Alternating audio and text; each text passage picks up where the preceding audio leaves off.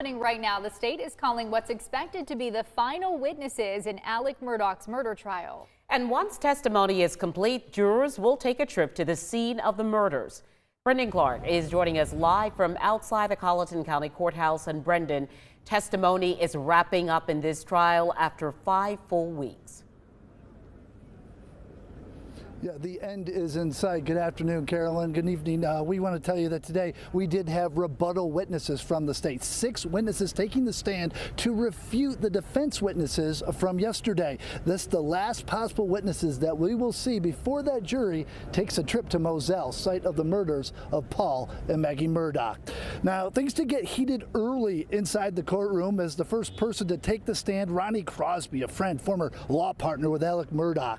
Dick Harpootlian suggesting he's helping the prosecution because he is angry about the money Murdaugh stole from him and his law firm. Harpootlian asking him point blank if he thought Murdaugh committed these crimes. Here's some of that exchange this morning.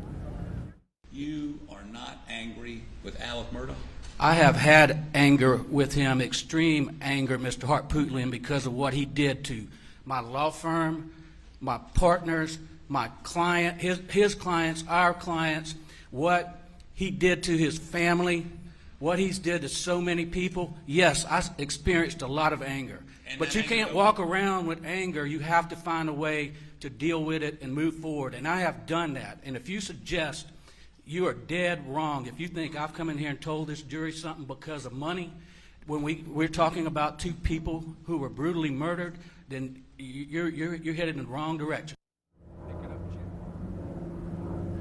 Now, also on the stand, a pathologist and a cell phone forensic expert who the defense claimed wasn't an expert at all. Also, State Attorney General Alan Wilson today, this afternoon, for the first time, asking questions as he was talking to Dr. Kenneth Kinsey this afternoon. Pretty dramatic testimony there. More on that coming up when News 2's Riley Benson joins me. Now, the end is in sight, as we are telling you. The jury after testimony, which we are expecting will be today, the jury tomorrow morning most likely will be headed to the Moselle property, the property where those murders of Paul and Maggie took place. Then, of course, the jury gets the case, and then we will start to deliberate. For more on today's testimony, though, we're going to go back inside the courtroom as we go back to Charleston with News 2's Aaron Morgan with more on this testimony. Aaron?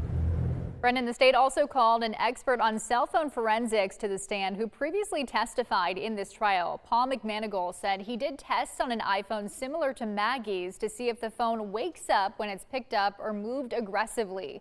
He said based on his results, most of the time the screen does not turn on when it's tossed like a frisbee. During cross-examination, the defense asked McManigal more about the experiments. He testified that he did not record them and did not bring the phone that he used for testing. He did also tell the defense that he has not performed an experiment like this before and he's not an engineer. The defense ultimately moved to strike McManigal's expert qualification because he is an expert in extracting data from phones, not in conducting experiments on phones. So you did perform a number of tests, correct?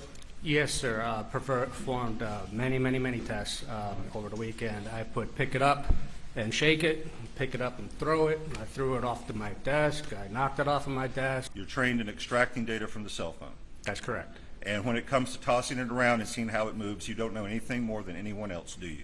No, sir.